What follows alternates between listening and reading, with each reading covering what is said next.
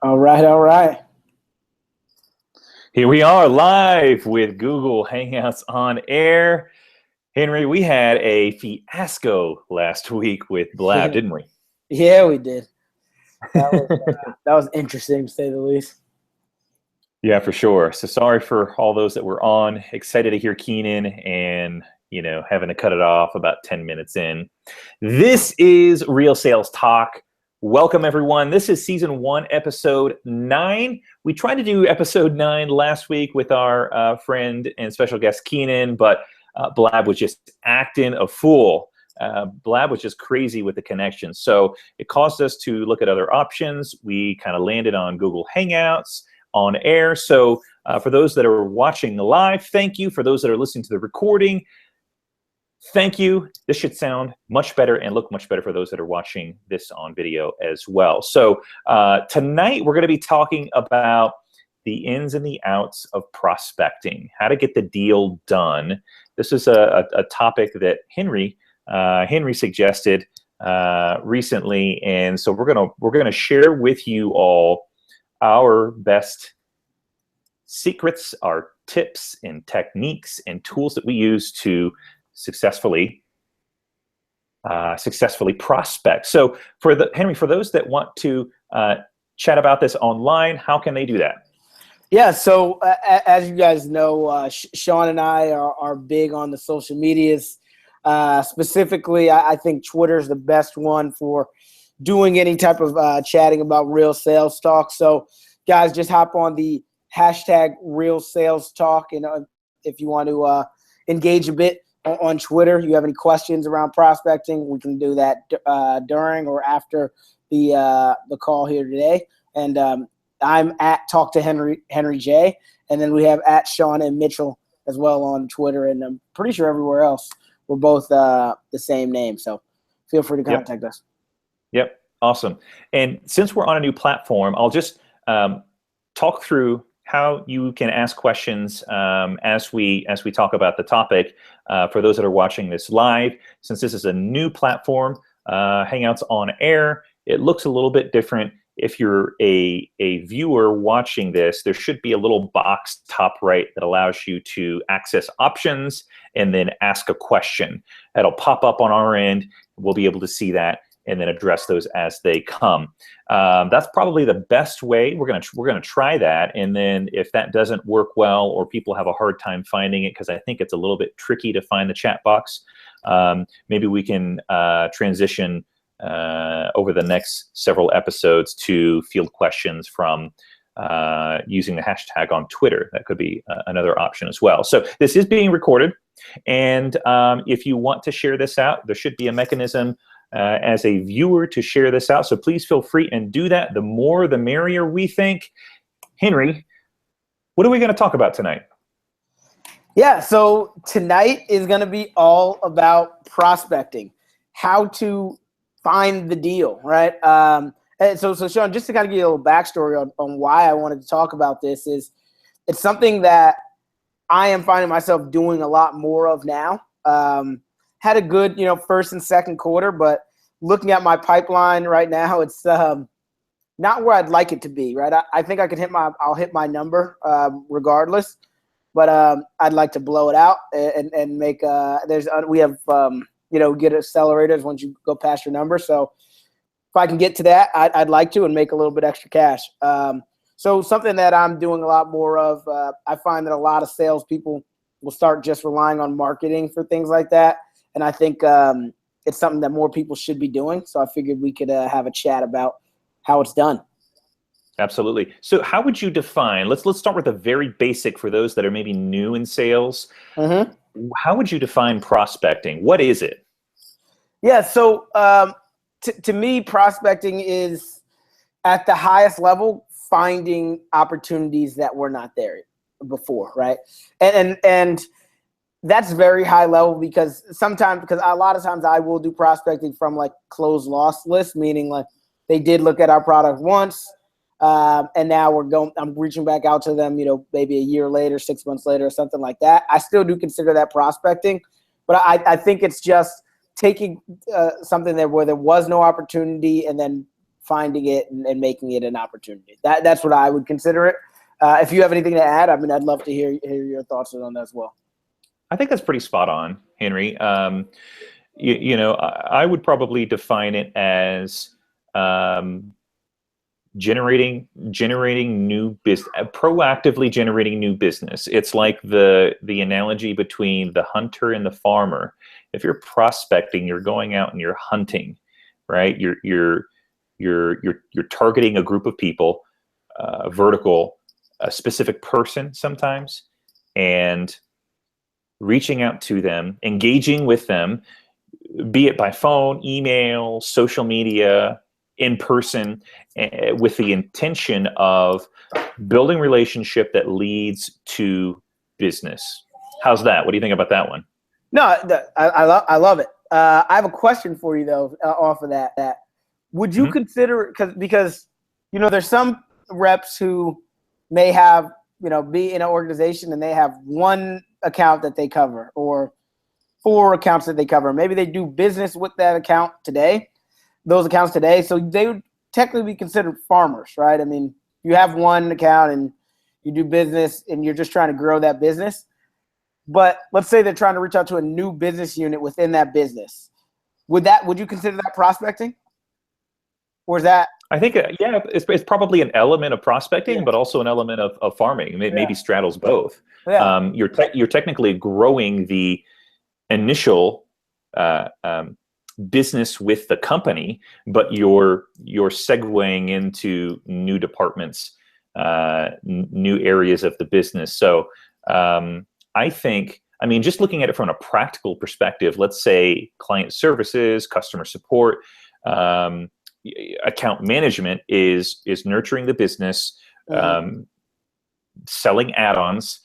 They discover that there's a large opportunity in another business unit or department. My intuition would be, if one of my account managers or business development reps or client services found that opportunity, I'd want them to let me know. Yeah. Selling add-ons is one thing, but going into a whole nother department or business unit is another. My guess would be, if I was a company owner, if I was that outside sales rep or account executive, I'd want to know about that so I could work that. Yeah, I was just asking your intuition, no trick question or anything, but just was curious. Cool. So what are some ways? So prospecting can be really challenging, and I talked about this on a Periscope this morning on my way into work. Prospecting is very challenging, and a lot of salespeople don't like to do it. They push it off, and some even go so far as to say they don't need to. Maybe that's the case for some that have so much business, inbound business coming in. But for a lot of people, prospecting is a primary way that they get a lot of their business and sales. It's rejection dense. You get a lot of no's. So what are some good ways, in your opinion, to get people's attention when prospecting? Yeah. So I think number one, I think a lot of people mess up is taking the complete shotgun approach, right? Just sending a blast email to 10,000 people with the same exact message. I don't think it's the most effective way to prospect. I think that does kind of take away the risk off of people a little bit, so they don't feel as attached to the no, because I wasn't trying, I didn't put too much effort into it. So I think that's why people do it a lot, because they know it's so, no's are so happen so often within prospecting. But I think the key is to try to customize as much as possible when you are prospecting, right?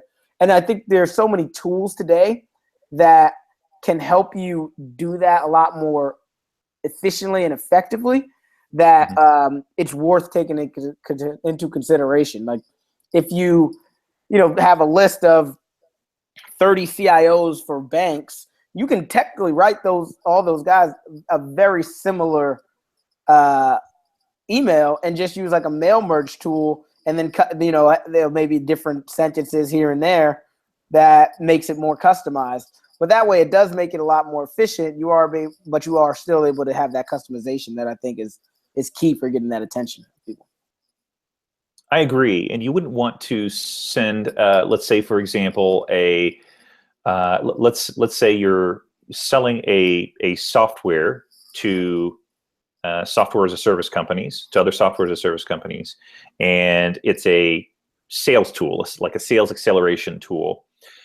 You wouldn't want to reach out to client services, VPs of client services or customer support with that message, right? Because that's not going to be, if you've crafted a message centered around sales, VP of client services is probably not thinking about generating new revenue, right? They're thinking about keeping that revenue and multiplying the existing revenue. So customizing, knowing who you're reaching out to, I think is really, really key. Like, understand the pain points of the VP of sales versus the VP of client services versus the VP of or the CTO, so someone who's responsible for technology. They're going to have different pain points. And so, to your point, you want to make sure you know who you're talking to, and then customize that message so that it addresses that specific pain point that most people in that role experience. Yeah. And something from a book that both of us read, Influence, right? I think if you can relate that more to like, hey, other, VPs of sales that we, 70% of other VPs of sales that we talk to experience this, that's another way to really catch somebody's attention by relating it to their experience, which I think is huge, especially when you're going to pay at prospecting. And it's using social proof, right? Mm-hmm. So if you're saying, either other CTOs in this space generally experience this problem, and this is how we solve it, or we work with other CTOs in your space, and this is the result that they received once they started utilizing our product or our service. You're able to kind of make it feel like they need to keep up with the Joneses. Yep. And there's other people who are finding success in a similar role that they are. So yeah, using social proof, I think, is the term that Robert Cialdini uses in the book Influence. Yep, very, very much so. One other thing that I think also helps with getting attention, and there's been a lot of studies on it, and I don't know the exact statistics, and my friends would tell you that I make statistics up all the time, so I won't do that here. But the more you follow up is another great way to get attention, right? Because there's so many, these people are being pursued by so many different salespeople, and most of them give up after the first, second, even third, touch point. But it's the guy who goes 4, 5, 6, or what have you, or you don't want to be annoying. You want to keep bringing value every touch point, but going a little further in terms of how many times you reach out to somebody, I think that also helps give a little more, get them a little more attention. And you may have seen it on my Snapchat recently. I'm doing it with a contact I'm reaching out to. I sent them first email and said, hey, we can help you save, $9 million. Boom. That was pretty much the gist of the first one. I sent the second one today, and it said, hey, I didn't explain exactly how we're going to help you save $9 million. Here how we're going to do it. Right. Boom. Next one, I may say, hey, this is an example from yours, but here's another customer who we've actually done it with. And then kind of keep going down that line to, the sixth time, they're like, all right, man, I've got 15 minutes. Let's talk. So I think it is a lot about keeping that cadence going and being able to do a little bit more. Here's how I would break down what you're saying. So it's timing, right? If you're reaching out to someone in the right time, they're going to be a lot more attentive. Whether it's they signed up for a trial and you're calling them within the first 5 minutes, or maybe you see that company just got a new round of funding, like Uber, got a new round of funding, that may be a good time to come in and address how you can serve them. So timing, frequency, which is what you're talking about. InsideSales.com released a study in conjunction with, I think it was Harvard Business Journal, that said that sales reps usually only reach out once or twice, but the ideal number of times to reach out is between 9 and 12 times. That's when the percentage of getting that person on the phone increases by, I can't remember how many fold, but several fold. So timing, frequency, and relevancy, which is the other one that you mentioned. You want to make it relevant. You want to make it so that it makes sense to them, and you're talking about their pain points. I think those are someone who's watching this should really take notes, because those are 3 gems right there. Those are 3 nuggets. Yeah, those are awesome. And actually, and now even more so, you're seeing tools being developed to help take the manual aspect of that, right? So I talked about using tools like Mail Merge, which can help you do it to many people. But there's also tools coming out that I think one's called Reply. I saw on Product Hunt the other day. And essentially what it does is you put together a, 8-step, eight email cadence that you want. You tell it how many times, when you want them to send it. And if they reply to any of them, it stops the cadence for you. But if they don't, it automatically, sends these out for you every 2 days, 3 days, every week, whatever you want to do, which sounds awesome to me. I mean, it's like the perfect thing for anybody. I haven't done it yet, so I can't speak to the ability of it, but it's definitely something that's a project that I'm about to take on. Let's break down different ways to prospect. So you've got, and I'd love for you to share which ones you gravitate more towards, but thinking off the top of my head, you've got prospecting by phone, you got prospecting by email, social media, and in person. Do you gravitate towards any of those 4 and or any other ones that I didn't mention? So you said phone, social media, email, and what was the last one? And in person. And in person. Yeah. So I would say that I gravitate towards email more than anything. And that's largely because of just the time's sake. I feel like it's the most efficient of my time. That being said, I do think the combination of phone and email is probably the most effective from what I've seen. Is calling, leaving a voicemail that says that I'm going to essentially, leaves a voicemail and it says what I was going to send an email, and then lets them know that I also sent an email. And I try to do that, a few times, and I think that kind of surrounds the person. I found that that's the most successful, but I would be honest and say that that email is probably where I go the most. Yeah, that's interesting. Do you think that email is your tendency because, well, why do you think you gravitate more towards email? Because of the tools and things that I've talked about, right? I think I can, like, for example, once we get off of here tonight, I'm probably going to try one of those cadence things that I just talked about. I'm going to set it up for myself right now and just have it automatically go. I can't pick up the phone and start calling people tonight. That they'd probably be very upset with me. So I can do things with email and automate processes that I cannot do with phone. I just have to find a way to kind of set those up together, and I think it would be a lot more successful. What about you?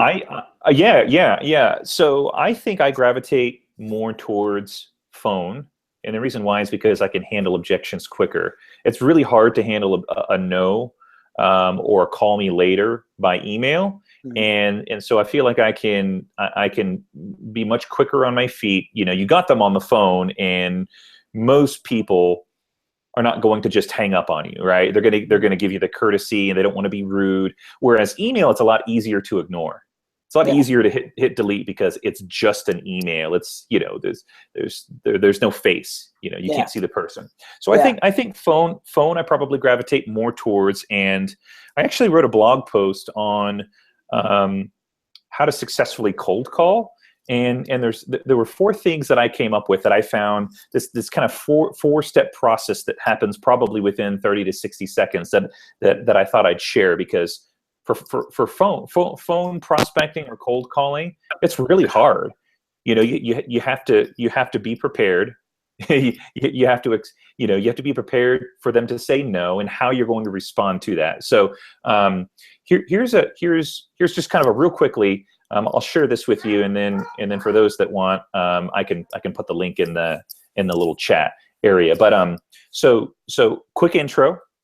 So introduce yourself very quickly, and you kind of feel it out as to whether you want to ask how they're doing or not. Sometimes I feel that it's a nice rapport builder, and that it communicates that you care and are a human being. But you use your best judgment depending on where you're at. Like if you're calling someone from New York, they probably just get to the point. Don't ask how they're doing.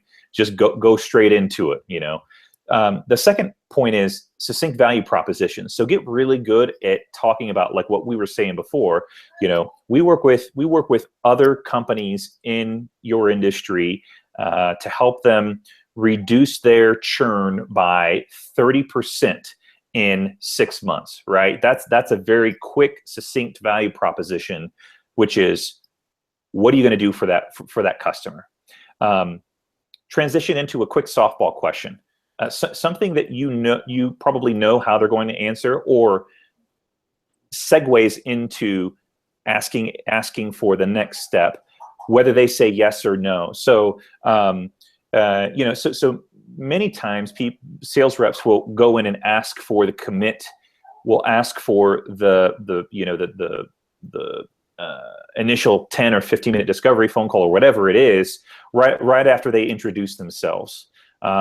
But I find that in order to kind of lower their guard, asking a simple, obvious question that's in line with what you're trying to accomplish is a really effective way to get their attention, number one, but with something that they can easily answer, and number two, help let their guard down, with something, and then the last one is ask for a commit.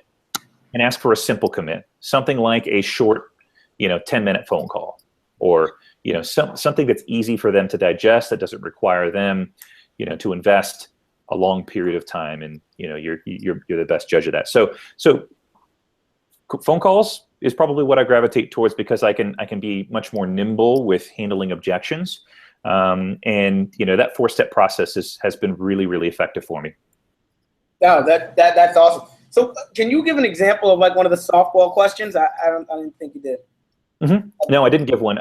So yeah, I'd be happy to.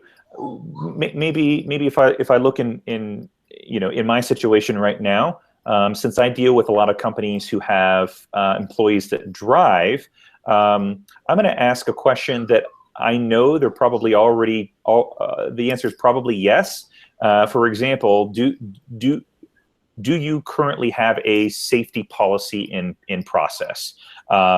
It's usually a yes, no, because those are easy for the other person on the other end to answer, and it doesn't require a lot of thought. Or maybe an alternate question might be, in my shoes, how often are you running motor vehicle records checks on your employees? Right? Easy. They're already doing it in most cases once a year, maybe twice a year. I talked with a guy who's doing it twice a year today. That's an easy one for them to answer, and kind of opens them up, right? It's something that they know. It's something that's familiar with them, and it's something that they can answer very quickly. Mm-hmm.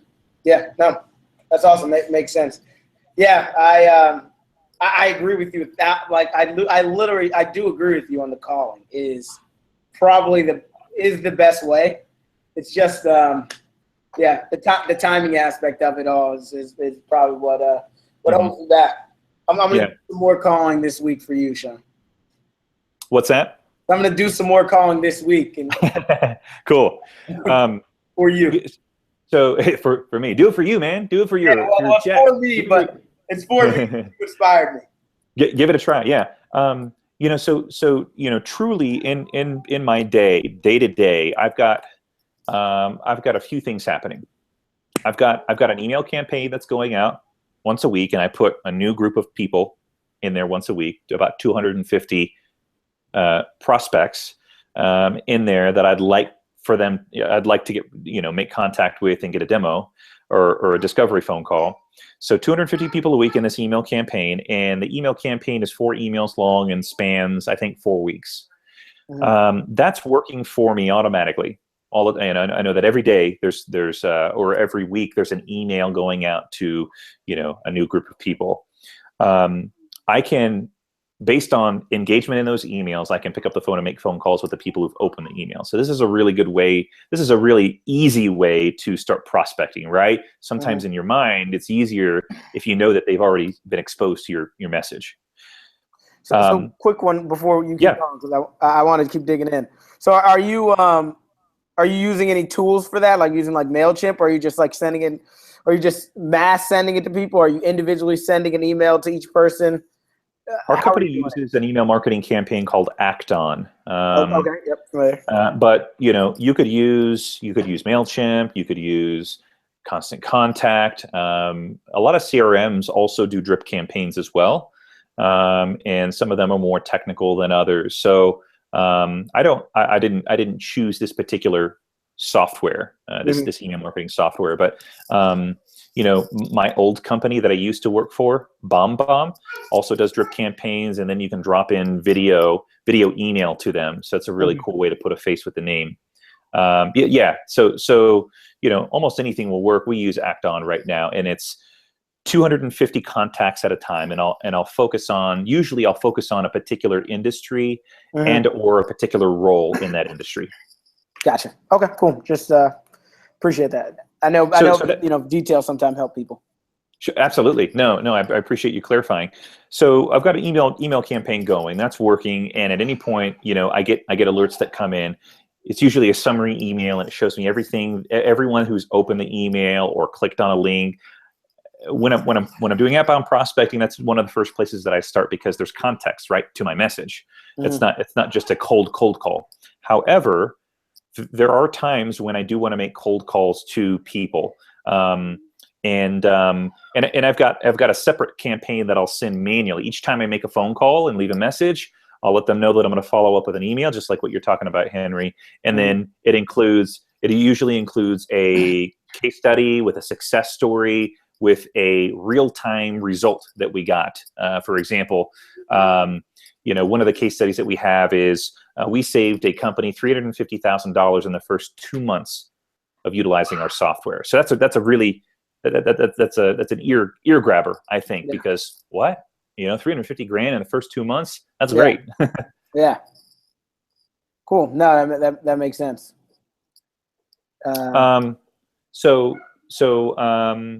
Trying to think if there's any other things that I'm doing proactively on the prospecting side, outside of phone and email. I have in the past. I'm not so much doing that right now with my current company, like doing social media prospecting. But this is another one that, of course, lots of people have made a career off of, which is social selling. Yeah. But I have found some success with this. It's generated business for previous companies. You know what? Right now, actually, how I'm leveraging social media for prospecting is probably for this show, right? Both you and I are using social media to make contact with guests that we want to have on the show, and invite them to engage a little bit more. So that I think is probably one real-time way that we're leveraging social media, is just finding people that we know that align with our audience for real sales talk, and then engaging with them on social media. Yeah. No, that's a great one. The last one I'd say that I do is, since we are through resellers, my company, engaging with them, it has been huge for me from a prospecting standpoint. Sometimes it's, just calling them up and trying to putting my face back in front of them, and then they go, "Oh man, I actually just got off the phone with somebody, got a great opportunity for us to work on. Awesome. I'm in." Right. And then other times it's like, okay, we've been working together. Like, how do we do more business? And then I'll say to them, "Hey, I've got this, list of contacts. Why don't you and I both go, dial out? Let's do a power hour together. We're both going to call on these accounts, and any opportunities I find, we'll work together with you. Any opportunities you find, you and I will work together. And then you keep the list and keep dialing on it. And anything you find, let's keep going, right? I found that to be successful. Even if it's not from we find an opportunity together right that moment, it builds a lot of goodwill with them, because leads are leads, right? I mean, everybody loves getting good leads. So it's been great for that aspect of building some community with them, and then having them bring me back some opportunities a little later. Yeah. Let's address a big elephant in the room when it comes to prospecting, Henry, which is rejection. It's hard. It's hard because it's hard not to take personally, right? When someone tells you no, or they hang up on you, or they tell you to F off, any myriad of those brush offs. How do you deal with rejection so that it doesn't impact you, generating new business moving forward? Yeah.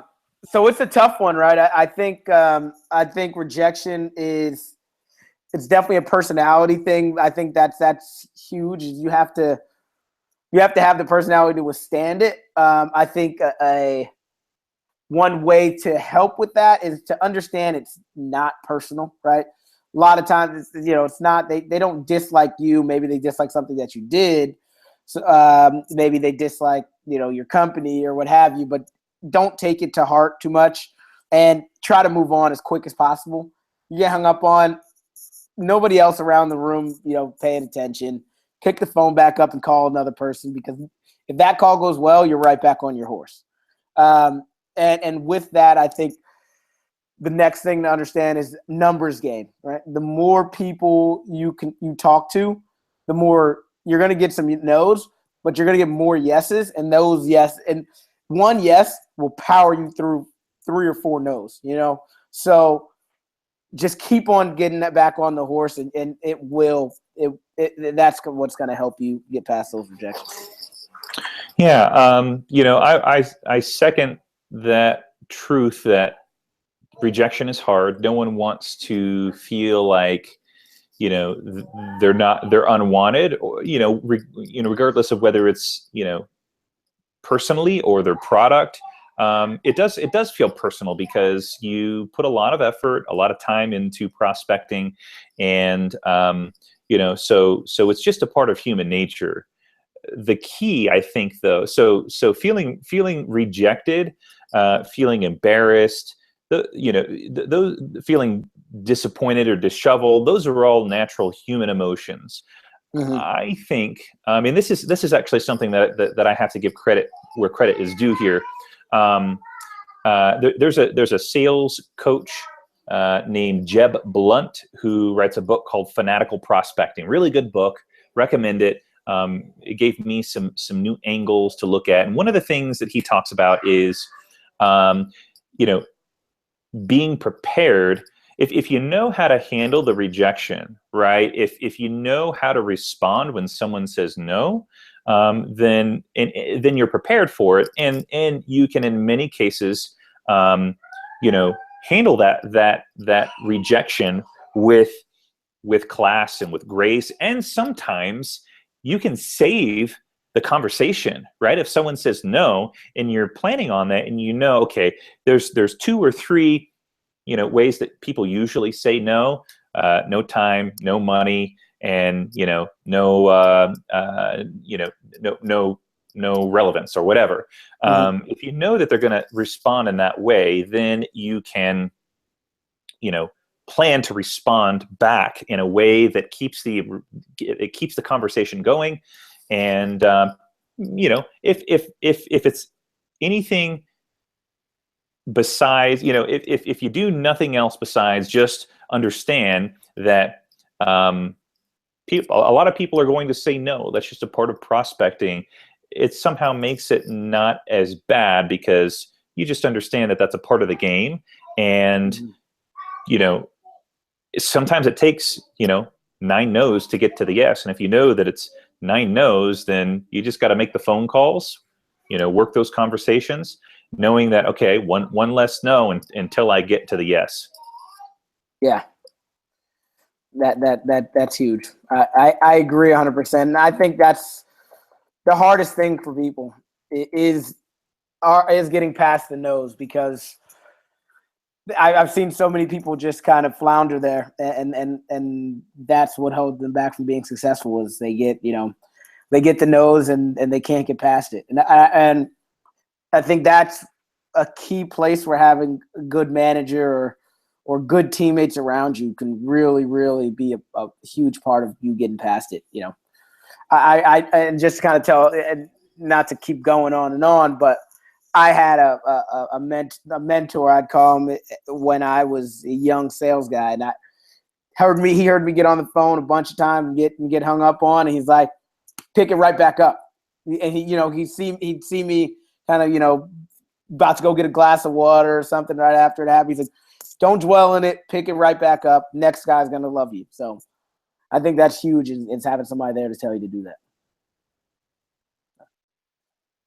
Yeah, I really love that advice, because then you don't get so much in your head, right? If you give yourself time to think, you're gonna think yourself out of making more phone calls, or just be overly critical, like we all can do to ourselves. One of the other things that actually comes to mind when dealing with rejection, I think in addition to not taking it personally or knowing how to respond to rejection, it's assessing how effective your approach is, because maybe you're doing something that just isn't working, and that's why you're getting so many no's. If you get your no's consistently over a long period of time, and it's different for each industry, but I would say generally speaking, if you're getting no's for weeks on at a time and you haven't had any yeses, you need to think about changing your process, change your approach, change your pitch, find out,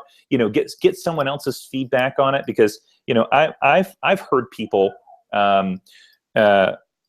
from time to time just do the same thing over and over, and it's just not working, right? I'm listening to them and I'm thinking, gosh, you need to change the batting stance, or change your form when you're shooting the free throw, type of thing. Because sometimes a tiny little tweak can make a big difference. And I'll give an example. This is something that I heard recently, where someone was selling a product, and there's a startup fee. And a startup fee is, in my opinion, it's nominal. But I think to this person thinks that it's expensive, and so it conveys across to the other person as expensive, and they say no more often than not. And so, when there's an opportunity to change it a little bit, sometimes you can get exponential results. And so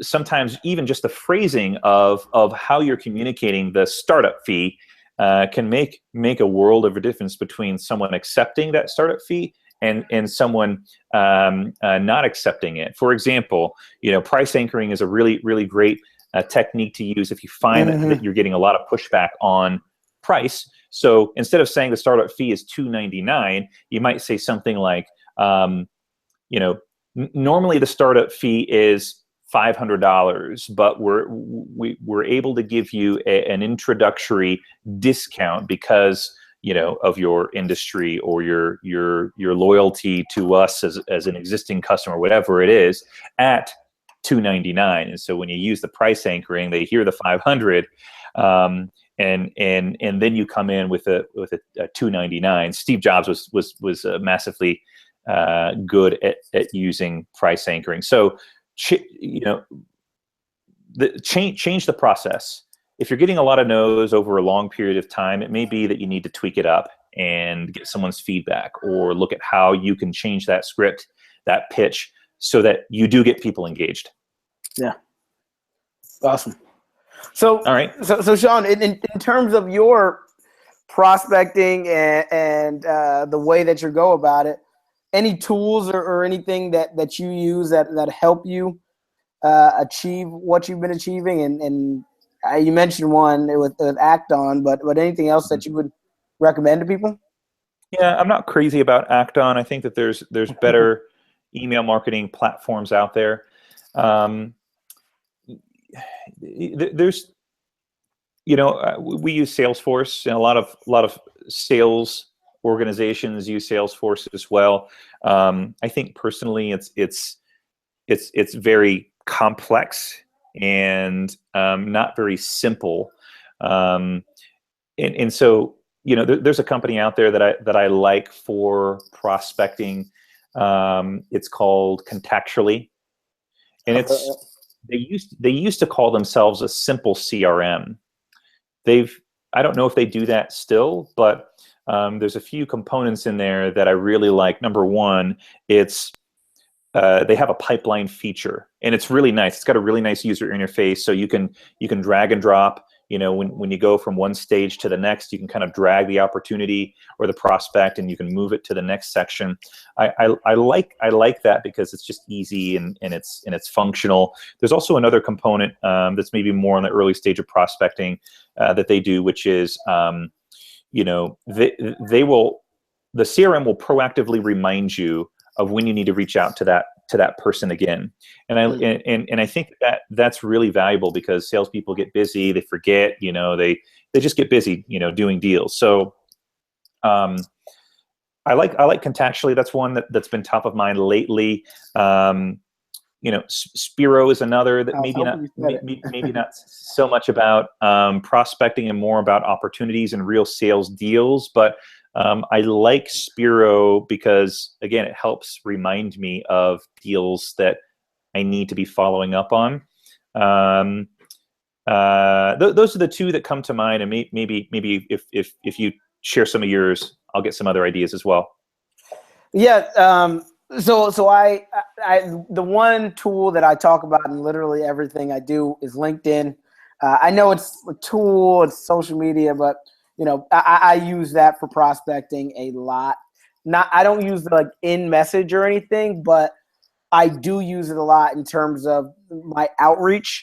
Understanding who somebody is based on their title, who they may know as well that I know is big. For example, I've talked to a guy now, and in one of my emails in the drip campaign, right, is, hey, I also noticed that you're connected with this person who loves our product. May be worth talking to him if you're kind of on the fence here, right? Because the guy has not, I think it was my third or fourth email, he hadn't responded. I'm like, he's a great use case, and I know the guy well, and I know he will be a great use case.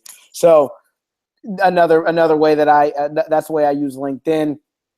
Another one is something I just used. It's called Yet Another Mail Merge. It's for Gmail, and it's just a mail merge tool essentially. But when you're trying to send out a lot of emails at once with a very similar idea or topic, it's great to have a mail merge tool to do that.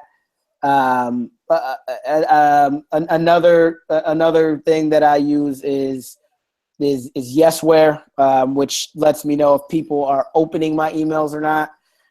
Which kind of like what you were saying with Act On, right? It just helps you feel a lot more comfortable in what you're writing, or calling them up afterward, knowing that they kind of know it, even though you may not say, "Hey, I saw you open my email." That they did, so you can kind of approach the conversation a bit differently. And then also you see maybe they didn't open the first one, but now that you sent the second, they opened, or now you sent the third, they opened, or now that I sent the fourth, they opened. And it just gives you more confidence. And the next time you're doing that, 4 is where people start opening, or the 5th email is where everybody's, 100% of the people have opened. So just little things that will help you engage in that.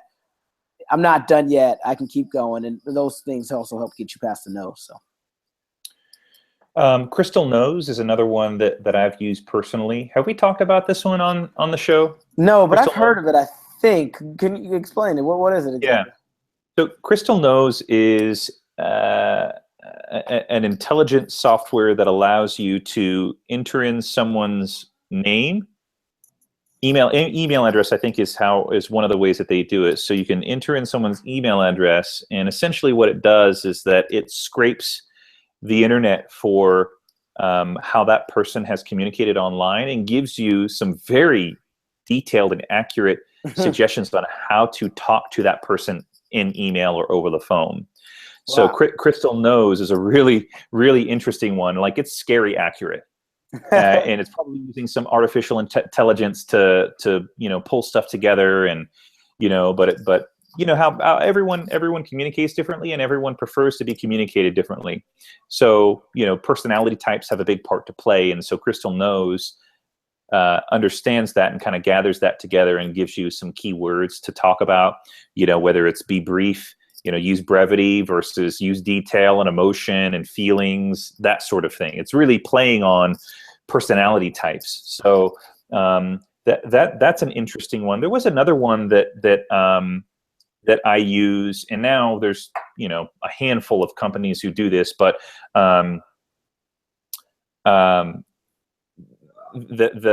apps that allow you to that are an overlay of like Gmail that pull in people's social profiles, so that, for example, before you make a phone call, you can kind of get an idea about what they've been posting online, and maybe there's a talking point in there. Maybe they shared and then maybe they were excited about a success story that they helped their company achieve, and then they posted that online. And so maybe you use that insight to kind of craft your message. HubSpot's the one that's coming to mind, but I know that there are some other ones. Do you know that the types of applications that I'm talking about, Henry? Yeah, so I use Responsive, Yep. which I love, because you get everything you need to know about somebody, right? Well, at least whatever's connected to that email address.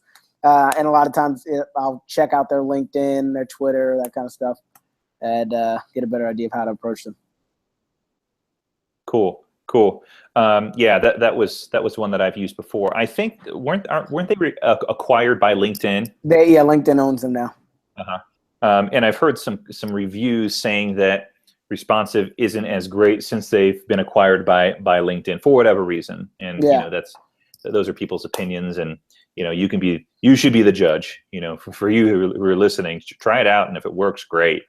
If it doesn't, there's a handful of others that are similar in what they do.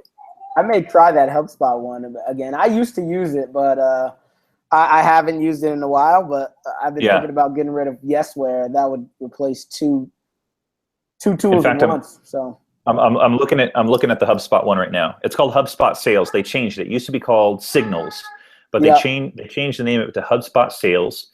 And I'm looking at yours right now, so I can see your picture, your name, your email address, the area that you live in, what your title is, and LinkedIn, Twitter profiles. So pretty nice. Yeah, that's awesome. Pretty nice. I'm gonna go. Cool. For it. So any other thoughts? Any other tidbits that you think would be great for our audience to talk about? Well, the one thing I want to say is, and I don't, if anybody's watching, I don't think, I don't know how many people are on, but we will be doing another show tomorrow. So definitely want to make sure that people know about that. I think that's going to be an excellent show with Chris. Kind of talking about because we're going to be talking about SDR and prospecting there as well. So so that's going to be a good, this is a good segue into that. So it's going to be a very interesting, follow up to this. So I'm pretty excited about that. Other than that, I don't have anything really to say.